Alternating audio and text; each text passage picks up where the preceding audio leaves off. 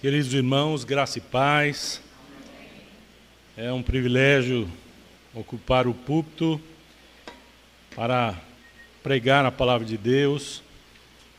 E meu desejo é que o Senhor seja misericordioso para conosco e nos abençoe, trazendo alento, paz ao nosso coração, iluminando os nossos olhos da alma, para que contemplemos a vontade dEle, aquecendo o nosso coração com a chama de Sua presença santificadora, para que possamos viver de maneira agradável, aceitável a Ele mesmo, honrando o nome de Cristo e anunciando o Evangelho com os lábios e com a própria vida.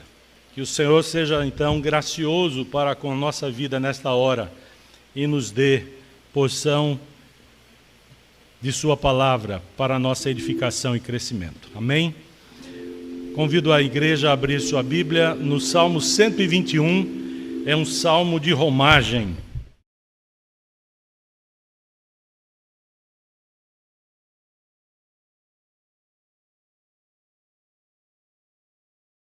É um salmo de romagem,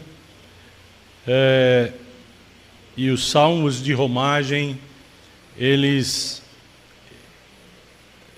eram entoados na peregrinação do povo de Deus, do Israel antigo, quando ia a Jerusalém adorar o Senhor. Então, eles ou no caminho cantavam, entoavam, recitavam os cânticos de romagem, ou então nas escadas do templo, quando chegavam no santuário, eles subiam e desciam as escadas do templo, entoando os cânticos, a palavra de Deus, com alegria, com entusiasmo, com o coração agradecido, porque muitas famílias faziam isso, pelo menos uma vez ao ano, eles costumavam fazer isso. Muitas famílias saíam de longe para ir a Jerusalém, às vezes dias de viagem, a pé, né, ou em comboios pequenos, levando carga, burrinhos de carga, alguma coisa assim. Era o costume da época, era a condição do momento. Naquele momento as coisas funcionavam assim. Mas Deus proveu na Sua palavra salmos que serviam a esse propósito também. Eu escolhi esse Salmo 121 e nós não vamos meditar nele todo. Eu queria meditar com a igreja nesse instante apenas nos 2 primeiros versículos desse Salmo. E se nós compreendermos esses 2 primeiros versículos, eu creio que o restante do Salmo também nós vamos ter facilidade para entender o que vem depois, a partir do versículo 3 até o versículo 8 final. Mas a questão apenas de tempo. Eu queria extrair algumas lições preciosas para a nossa vida de cada dia, a partir desses 2 versículos do Salmo 121. Que vocês que estão aqui tenham o coração aberto para acolher aquilo que o Senhor tem a nos dizer. Eu creio que nós podemos sair daqui alimentados e edificados para a vida nesta próxima semana. E aqueles que nos acompanham também pela internet, na sua casa, onde quer que estejam, em qualquer momento desta semana, da própria vida, que você também você que nos acompanha, seja edificado e tocado pelo poder da palavra de Deus. Vamos ler juntos esses 2 versículos, Salmo 121, versículos 1 e 2. Leiamos juntos. Diz assim a palavra de Deus: elevo os olhos para os montes, de onde me virá o socorro? O meu socorro vem do Senhor, que fez o céu e a terra. De novo, elevo os olhos para os montes, De onde me virá o socorro? O meu socorro vem do Senhor, que fez os céus e a terra. Amém. Senhor Jesus, Deus vivo que está vivendo em nós pelo seu Espírito, nós imploramos graça nesta hora. Pedimos que tu derrames desta tua graça em nossos corações, em nossas vidas agora, concedendo-nos a chance de ouvir a tua palavra e de acolhê-la no nosso coração como dádiva do teu amor, preciosa, transformadora, que pode nos iluminar na caminhada da vida, mostrando-nos os teus caminhos e fazendo-nos aptos para viver para o louvor, a glória e a honra do teu santo nome. Ó Jesus amado, revela-te a nós, mostra-te a nós como Deus presente aqui e traze ao nosso coração a bênção que tens preparado para cada um de nós. Imploramos isso, confiados inteiramente na tua providência e na tua misericórdia. E por isso suplicamos, em teu nome, ó Cristo. Amém.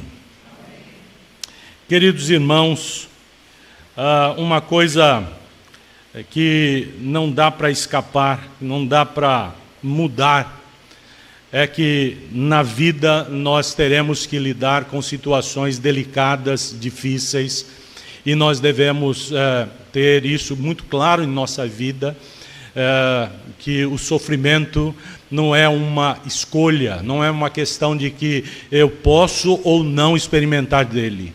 O sofrimento nesta vida terrena é inescapável. Ele chega sempre. Ele sempre acontece. Parece que as circunstâncias abrem portas continuamente para que essas situações que trazem tristeza, abatimento, desesperança, às vezes até desespero, inquietação, que roubam o sono, essas situações que vêm sem pedir licença, essas situações que invadem a nossa vida e tomam conta de nós. Parece que não há como a gente se prevenir, se proteger e se esconder, se esquivar, dizendo, comigo não. O sofrimento chega, a hora trevosa, escura, ela acontece à alma, não há como, haverá choro na caminhada terrena. O que devemos pensar de um mundo caído? Viver no mundo caído não tem como ser diferente. Viver num mundo que virou as costas para Deus, num mundo que faz do pecado carro-chefe para o comportamento humano, num mundo que decididamente escolheu viver de modo próprio, por vontade própria, pelo curso do seu coração, querer a bênção. Alguém já disse que a maior expressão de maldição que Deus pode conceder ao homem é dizer, seja feita a tua vontade. Não é isso? É isso mesmo. Irmãos, nós estamos diante de um salmo, e nesses 2 versículos que nós recitamos juntos, nós encontramos aqui alguma luz da parte de Deus para a nossa vida. No mundo que está em trevas, a luz de Deus brilha diante dos nossos olhos nesta hora, para nos mostrar o que nós podemos fazer quando a tribulação chegar, quando o sofrimento bater à nossa porta, quando a invasão do mal acontecer, quando não houver escapatória para mim e para você. O que nós podemos fazer nessas horas? atribuladas, de angústia, de choro, de medo, de insegurança, de culpa, sem saber ao certo o que fizemos, de desassossego, de falta de arrimo, de sustento, de vício, de vigor. O que nós podemos fazer numa hora assim? O que nós podemos fazer? Eu louvo a Deus porque na palavra dele, ele não deixou pistas escondidas, ele trouxe a luz. Ele disse claramente. E nós todos lemos. E eu queria que nós pudéssemos ler e reler essa porção da Escritura.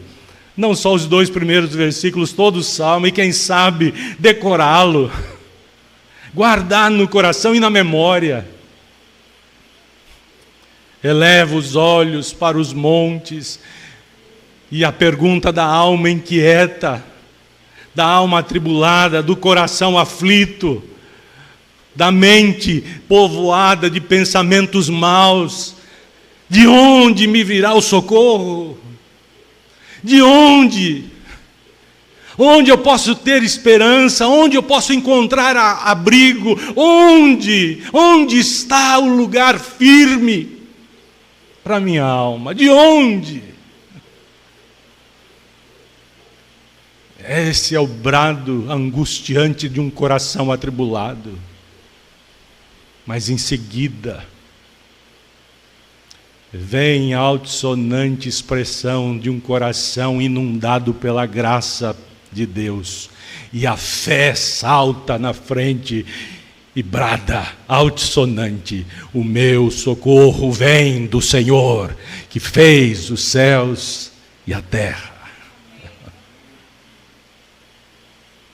Ah, irmãos, o que fazer diante do mal, diante da tribulação, do sofrimento, das horas de angústia?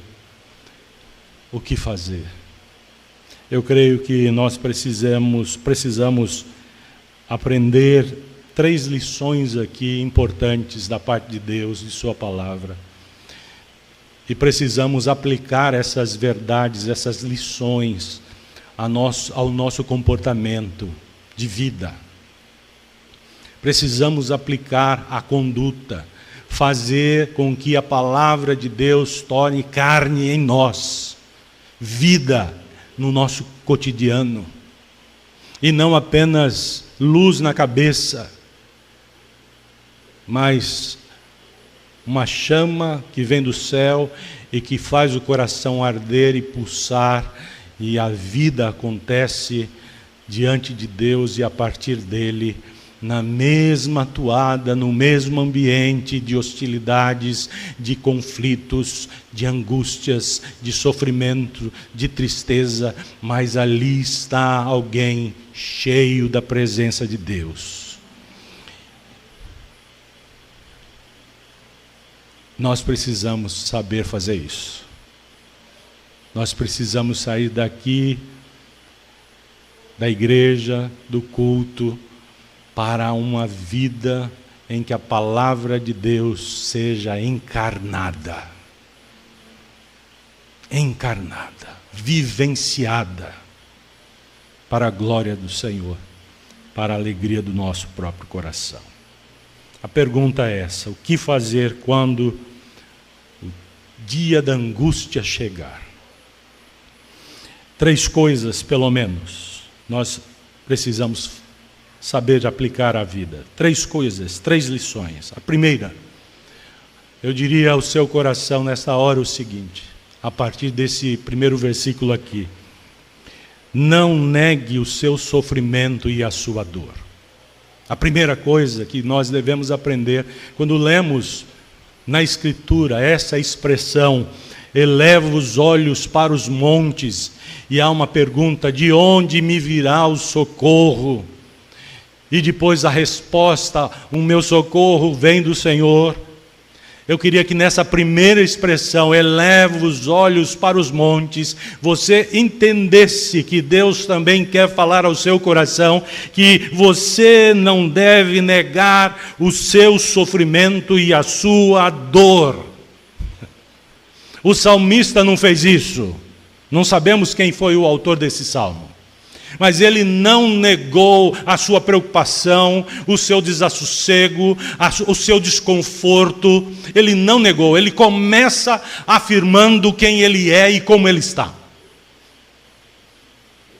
Ele começa dizendo: eu elevo os olhos para os montes. Essa é a realidade do salmista. Montes. Parece que ele quer falar de uma situação caótica, dura, complicada, confusa, indefinida, turva. Parece que as coisas estão confusas dentro dele, na sua mente. Eleva os olhos para os montes. Ele está a caminho, ele está caminhando, ele está se movimentando. E Jerusalém é uma cidade edificada sobre um monte. E havia outros montes em torno de Jerusalém. Ele está caminhando. E ele contempla montes. E há pelo menos 3 maneiras de nós interpretarmos e entendermos essas palavras. Eleva os olhos para os montes. Do salmista aqui no versículo 1. A primeira maneira da gente compreender a palavra montes usada pelo salmista é a maneira cultica, a maneira de culto, a maneira de adoração. Talvez ele estivesse querendo apontar na sua caminhada, observando o que estava acontecendo dentro do povo de Deus. No lugar onde o povo de Deus habitava. Talvez ele estivesse dizendo: eu estou indo para a adoração em Jerusalém, eu estou indo ao encontro do meu Deus, eu estou indo para adorar ao Deus vivo e verdadeiro. Mas olha o que eu encontro aqui: os montes, os lugares onde a adoração pagã também acontecia. Idolatria no meio de Israel. Abatimento. Eleva os olhos para os montes. De onde me virá o socorro? Desses lugares pagãos de adoração? O povo de Deus está confuso. A primeira possibilidade de nós interpretarmos os montes na mente do salmista, que tanto o incomodava. Essa palavra é um incômodo. É a sinalização do desconforto na sua alma. E ele está dizendo: isso pode estar relacionado com o culto que o povo de Deus presta. E não é um culto ao único e verdadeiro Deus. Pode estar havendo também idolatria. Idolatria. A segunda maneira de nós olharmos para isso, nós podemos também perceber que é possível que os montes, para esse salmista, talvez tivesse relação com a sua condição vivencial, uma condição íntima, emocional, profunda. Talvez ele estivesse falando: eleva os olhos para os montes, querendo dizer apenas e declarar que havia imensas dificuldades na sua existência. Problemas dentro de casa, problemas de toda monta, de todo tipo, não sabemos, ele não definiu, ele simplesmente diz: eleva os olhos para os montes, tentando, quem sabe, afirmar que se sentia sitiado, inteiramente cercado, e o cerco contra a sua vida talvez fosse muito elevado, que para contemplar exatamente e discernir as coisas, tinha que olhar para cima. Elevo os meus olhos para o alto e me vejo sitiado por um grande exército. os montes. Dificuldades, problemas angustiantes, problemas sem solução. Talvez ele estivesse apresentando um pouco da realidade da sua própria existência, da sua própria alma. Existem outros salmos em que os salmistas também fazem a mesma coisa.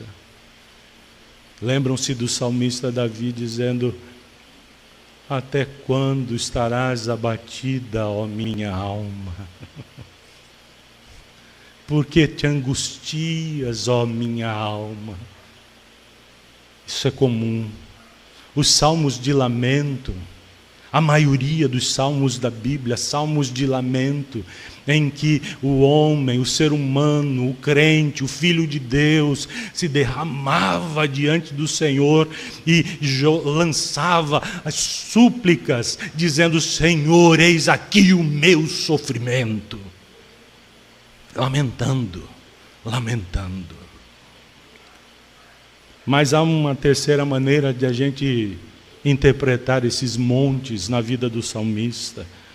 Nós dissemos no início que nós não devemos negar o nosso sofrimento e a nossa dor. E ele disse exatamente isso. Ele começa dizendo: existe um ponto de desconforto na minha vida. Existe um lugar caótico, de angústia que me aflige. A minha vida está atribulada. A terceira maneira dele apresentar isso, dizendo os montes aí, que ele eleva os olhos para os montes, talvez a conotação seja geográfica, cultica, vivencial ou emocional, geográfica. Os montes são montes mesmo. A caminhada do povo, a peregrinação do povo rumo a Jerusalém, eles estão num caminho, o salmista está caminhando. Mas quando eles saem de casa, sai a família toda. Fecham as casas, largam tudo para trás e vão a Jerusalém.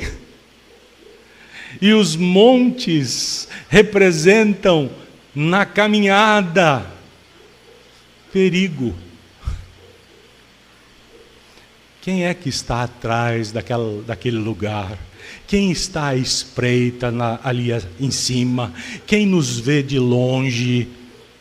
E era comum ladrões e salteadores que se lançavam contra os viajantes naquelas estradas empoeiradas da Palestina. E era comum ficarem à espreita. Eleva os olhos para os montes, um lugar perigoso. E eu fico pensando, o salmista poderia também pensar, é conjectura. O salmista poderia pensar: quem é que vai cuidar da minha casa que ficou lá para trás? Estou indo para adorar a Deus, mas a minha casa ficou aí com tudo, e agora? Quando eu voltar, encontrarei tudo no mesmo lugar? Ladrões vão chegar? Nós teremos segurança? Chegaremos em Jerusalém? Ou seremos assaltados no meio do caminho? O que nos espreita, o que nos aguarda na próxima curva da estrada, depois daquele monte? O que pode acontecer conosco nessa caminhada? Era uma caminhada esperançosa e ao mesmo tempo consagrada, esperando no Senhor, confiando no Senhor, mas o coração apertava. 3 possibilidades, pelo menos, para nós interpretarmos essa expressão do salmista: elevo os olhos para os montes. Quais são os nossos montes também? O que tira o nosso sono, o que desassossega a nossa alma, o que povoa os nossos pensamentos com pensamentos angustiantes, muitas vezes mentirosos, pensamentos que não reproduzem uma realidade. O que é que acontece conosco também hoje, nas nossas idas e vindas? O salmista vai falar disso ao longo do Salmo 121. Ele vai falar de entrada e saída, que o Senhor é quem guarda, a entrada e a saída. Não é assim? São coisas que inquietam. Quem sabe você está aqui agora, mas o coração não está aqui. A mente está longe, o pensamento está atrelado, aprisionado a uma situação que ficou lá em casa, lá no trabalho, ou em qualquer outro lugar, em qualquer outro ambiente.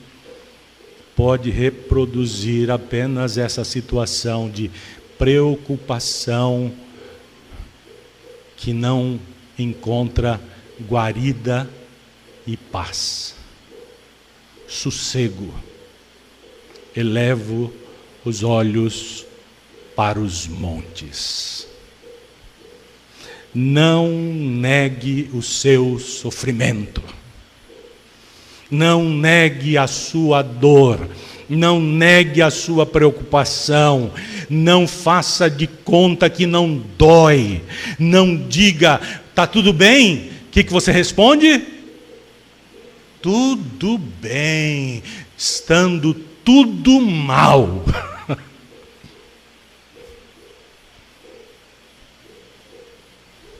Já viu crente mentiroso? É crente que se pensa, que se enxerga super poderoso, intocável. Sou filho do rei, nada me toca. É assim? Não. Sou homem frágil e posso ser alcançado pelo mal, porque em mim não reside bem algum. Não negue.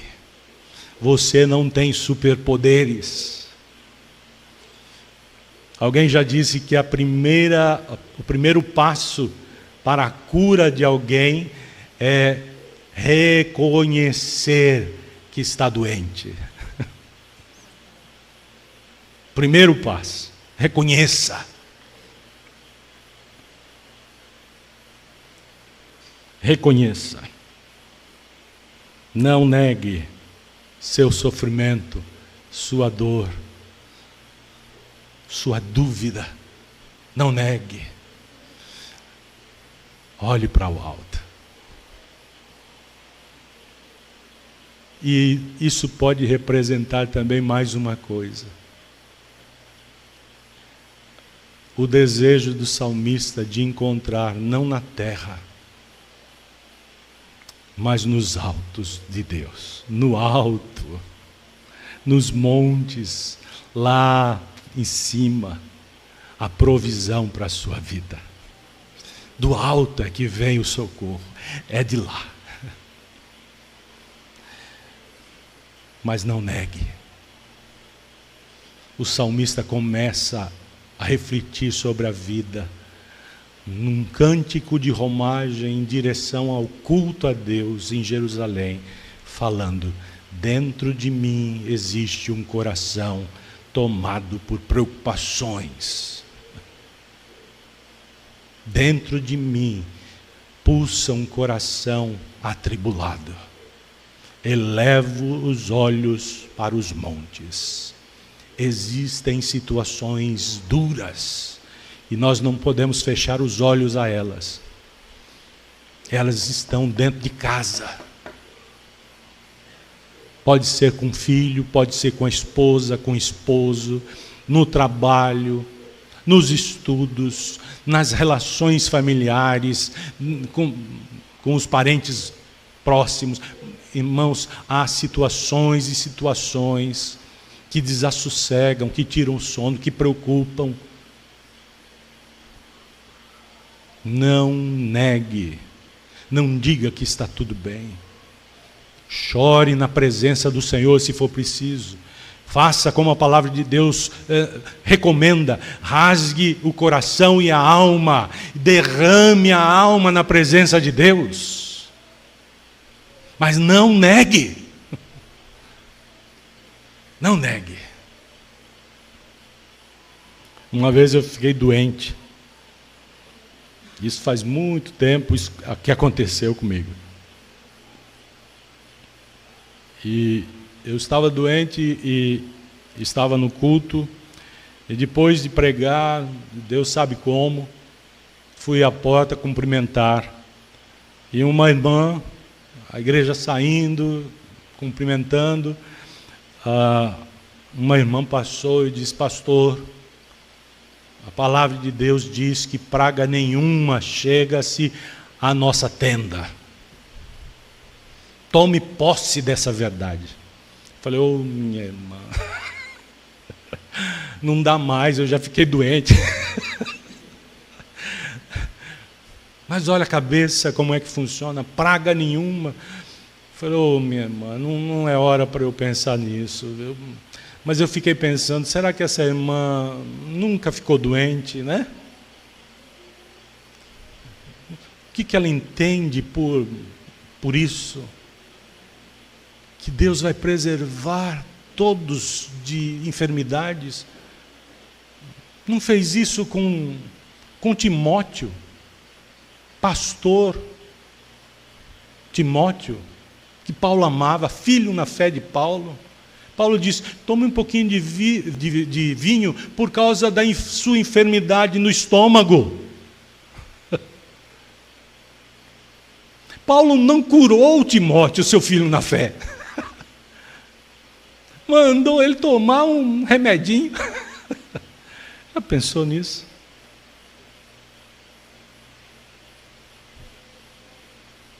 Paulo pediu para que Deus tirasse dele o espinho na carne. Alguns dizem que era uma enfermidade nos olhos. Não sabemos, mas não vem o caso. Mas se fosse, Cristo disse a ele: a minha graça te basta. Não vai sair. O espinho vai continuar aí. Não negue a sua dor, o seu sofrimento, a confusão que o abate, a hora crítica. Não negue a sua tristeza. Leve tudo isso para o encontro com Deus. Leve tudo isso para o encontro com o seu Deus. O salmista estava fazendo isso. Eu vou ao encontro do meu Deus. Como eu estou, porque eu sei que quando eu estiver na presença do meu Deus, eu não sairei dali do mesmo jeito. Eu não volto para casa da mesma forma. Haverá esperança para a minha vida, mas não negue. Eu sou crente, você também, e somos crentes em Jesus e temos fé no Cordeiro Santo de Deus e na palavra do Senhor, no Evangelho da Graça, mas somos humanos e nunca seremos diferentes disso. Somos humanos, com todas as nuances que a nossa humanidade carrega. Reconheçamos isso. Ao nos salvar, o Senhor não tirou de nós a nossa essência. Ele transformou a nossa vida, nos deu uma nova vida. Mas a velha natureza continua aqui. Não negue quem você é e o que acontece com você. Em segundo lugar, que lição nós podemos aprender desses 2 versículos sobre o que fazer quando passarmos por tribulação, quando a tribulação bater a porta da nossa vida. O que fazer? A primeira coisa é essa: não negar o sofrimento e a dor, mas levar tudo à presença de Deus. Em segundo lugar, A segunda lição que devemos aprender aqui é que nós devemos reconhecer a nossa incapacidade para solucionar todos os nossos problemas e dificuldades. Precisamos reconhecer que não há em nós capacidade suficiente para nós resolvermos todos os nossos problemas e colocarmos em ordem todas as áreas da nossa vida. Não há capacidade em nenhum de nós. Nessa hora, então, o que nós devemos fazer é clamar por socorro. Eleva os olhos para os montes. Há dificuldades, há problemas, há angústias. Sim, há tristeza. De onde me virá o socorro? De onde me virá o socorro? Veja, ele não diz de onde me virá a ajuda. Eu farei a minha parte. De onde me virá o socorro? Socorro. Escute bem, só precisa de socorro quem enfrenta algo na vida que está muito além de suas próprias forças para resolver. Só precisa de socorro quem olha para dentro de si e não vê escape. Não vê solução, não vê habilidade, não vê competência, não vê capacidade, não vê força, não encontra recurso algum, nenhum, nada, zero. Socorro. Eu elevo os olhos para os montes, eu estou me afundando. Eu estou no fundo, eu estou lá embaixo, eu elevo os olhos para um lugar alto, eu sei que é do alto que vem a expressão de misericórdia. De onde me virá o socorro? Socorro! Mas para fazer isso, a gente não pode ter vergonha. A gente não pode ter pudores, a gente não pode ter um espaço no coração reservado para o orgulho, a gente não pode ter dentro do coração um resquício sequer de que nós somos onipotentes, superpoderosos, homens valentes, mulheres indestrutíveis. Não, nós não podemos ter espaço no coração para um perfil de conduta semelhante a esse. Porque o orgulhoso olha para si mesmo e pensa que é Deus. O soberbo, ele olha para a vida sempre na ótica da onipotência humana. E ele se vê suficiente para tudo. Ele não precisa de Deus, ele não precisa de socorro, ele não precisa de amparo, ele se basta. Portanto, meu irmão, minha irmã querida, não tenha vergonha de sua fraqueza, pois é justamente nela, nessa fraqueza, que Deus exalta e glorifica o seu nome. Eu falei que Paulo pediu para que Cristo tirasse dele o espinho na carne. Eu vou ler esse trecho para que fique bem claro para o nosso coração de que Deus extrai da nossa fraqueza glória para o seu nome. Capítulo 12 de 2 Coríntios diz assim, preste atenção. Paulo disse: se é necessário que me glorie, ainda que não convém, passarei as visões e revelações do Senhor. Conheço um homem em Cristo que há 14 anos foi arrebatado até o terceiro céu. Se no corpo ou fora do corpo, não sei, Deus o sabe. E sei que o tal homem, se no corpo ou fora do corpo, não sei, Deus o sabe, foi arrebatado ao paraíso e ouviu palavras inefáveis, as quais não é lícito ao homem referir. De tal coisa me gloriarei, não porém de mim mesmo, salvo nas minhas fraquezas. Pois se eu vier a gloriar-me, não serei nécio, tolo, porque direi a verdade, mas abstenho-me para que ninguém se preocupe comigo mais do que em mim vê ou de mim ouve, e para que não me ensoberbecesse com a grandeza das revelações, foi-me posto um espinho na carne, mensageiro de Satanás, para me esbofetear, a fim de que não me exalte. Por causa disto, 3 vezes pedi ao Senhor que o afastasse de mim. Então ele, Cristo, me disse: a minha graça te basta, porque o poder de Deus, o poder de Cristo, se aperfeiçoa na fraqueza. De boa vontade, disse Paulo, pois mais me gloriarei nas fraquezas, para que sobre mim repouse o poder de Cristo.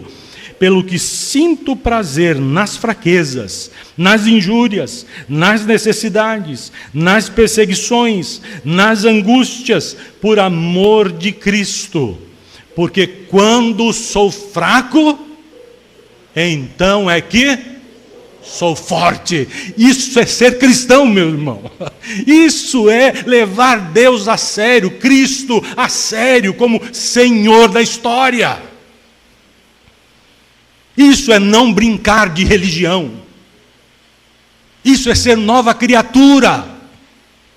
É ter um coração lavado no sangue do Cordeiro bendito de Deus, que tirou o pecado, a culpa de nós, de nossos ombros, mas nos deu a chance de sermos novas criaturas. Portanto, em vez de você endurecer o coração, amoleça o coração na presença de Deus. Em vez de ficar arrotando grandeza, quebrante-se na presença do Senhor. Em vez de ficar dizendo a si mesmo e aos 4 ventos que você pode resolver tudo, que não faltará capacidade a você, inteligência, competência, recurso. Não, pare, humilhe-se na presença do Senhor e diga: eu não posso mais, Senhor. Eu não posso. Eu não tenho, eu não sei, mas Tu podes, Tu tens todo o poder, Tu podes tudo o que quiseres, Tu podes, Senhor, e eu me rendo aos Teus pés, e eu me entrego. Ah, meu irmão, eu queria que o seu coração estivesse esmigalhado agora no seu peito, eu queria que você, ao ouvir da parte do Senhor, que você se apequenasse no seu lugar, que você se esmigalhasse por dentro, dizendo: Senhor, eu não tenho nada, e eu penso que eu tenho. Ah, Senhor, enche-me do Teu Espírito. Mas para Ele fazer isso, Ele tem que esvaziar o nosso coração. Ele tem que jogar o lixo que nós acumulamos ao longo da nossa vida inteira. Ele tem que jogar fora esse lixo. A Bíblia diz que tudo que nós fazemos, todas as nossas boas obras diante de Deus, não passam de trapos de imundície. Nós precisamos nos render, irmãos. Nos render e clamar: tem misericórdia de mim, pecador. Tem misericórdia, Senhor, deste pecador. Socorra-me, socorra-me. Eleva os olhos para os montes, de onde me virá o socorro. O problema pode ser enfrentado, Mas Deus tem que ir à frente, Cristo tem que estar no controle e no comando de toda a situação. Você tem que abrir mão, você tem que render-se, você tem que dizer: Senhor, meu casamento não está tudo aquilo que deveria estar, minha vida com meus filhos não está boa, eu não sou referência para eles, eu não tenho autoridade sobre eles, eu não sou bom exemplo. Senhor, o meu tipo de linguagem, a minha fala está corrompida, eu ainda carrego os maus pensamentos, ainda falo aquilo que o meu coração deseja, mas que não expressa a tua glória, não fala da tua grandeza, não fala da glória do Cordeiro. Senhor, por favor, tem compaixão de mim, e buscar isso, clamar: socorre-me, ó Deus. Mas tem que ir andando na direção certa, para a presença de Deus. Eu estou indo para o templo, eu estou indo para o encontro com meu Deus, eu estou indo para honrá-lo, eu quero exaltá-lo, eu quero ser transformado nesse encontro, eu quero, Senhor, eu quero, mas eu carrego um peso, um fardo, há muita confusão, há muito caos, há muita contradição, há muito pecado, Senhor, há muita angústia, há muito choro, há muito problema. Senhor, está aqui, eu venho como estou, para sair do jeito que o Senhor quiser, mas não saio sozinho, nunca mais andarei sozinha. Terceiro e último lugar, o que fazer quando a tribulação chega? Terceira coisa, confie no controle da providência de Deus sobre os eventos da sua história. Não negue a sua dor, o seu sofrimento. Reconheça a sua incapacidade para solucionar todos os seus problemas e angústias. Clame por socorro, mas também confie no controle da providência de Deus sobre os eventos da sua história. Versículo 2, o salmista então responde à própria alma: o meu socorro vem do Senhor, que fez o céu e a terra. Veja, ele não coloca o verbo no futuro, ele situa o verbo no presente. Ele não diz: o meu socorro virá. Deus intervirá, Deus agirá. Sim, certamente Deus faz isso. Deus é o Deus do amanhã também. Sim, mas propositalmente Ele usa o presente. Ele diz: o meu socorro vem. Que expressão de fé, de confiança na providência de Deus. Providência é Deus intervindo, interferindo, Deus rasgando o céu e baixando até nós, e entrando e rasgando a história humana e interferindo nos nossos caminhos. Deus pisando o nosso chão, Deus cheirando os nossos cheios, Deus andando conosco, Deus presente, o Emanuel está aqui.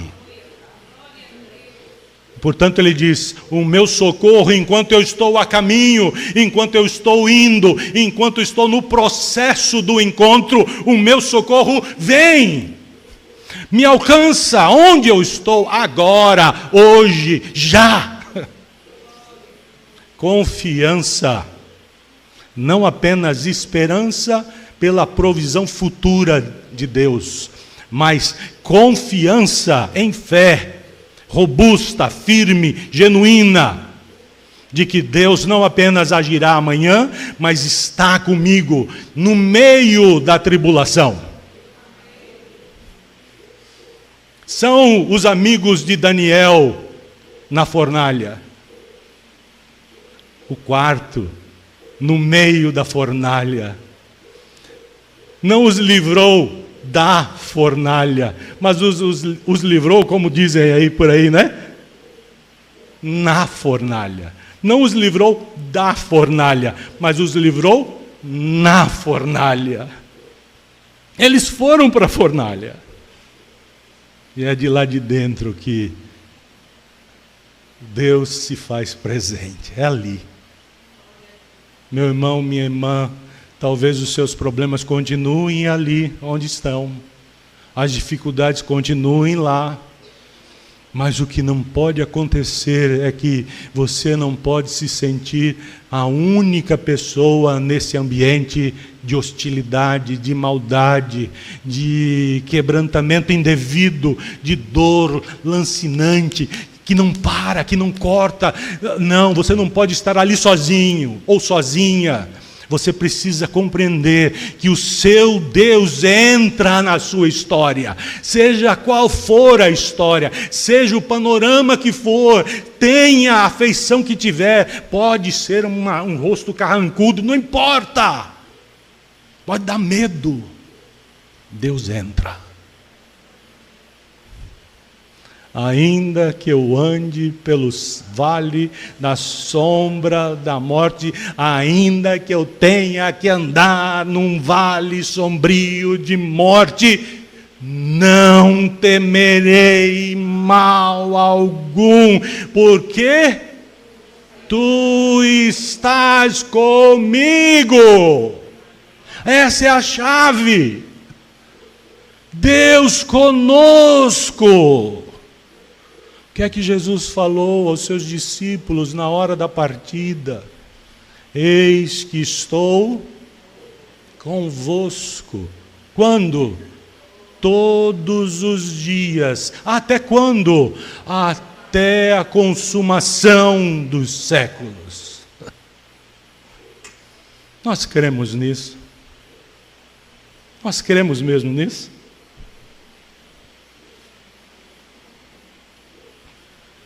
Lembre-se, meu irmão, minha irmã, o Criador da sua vida, que fez o céu e a terra, fez você também.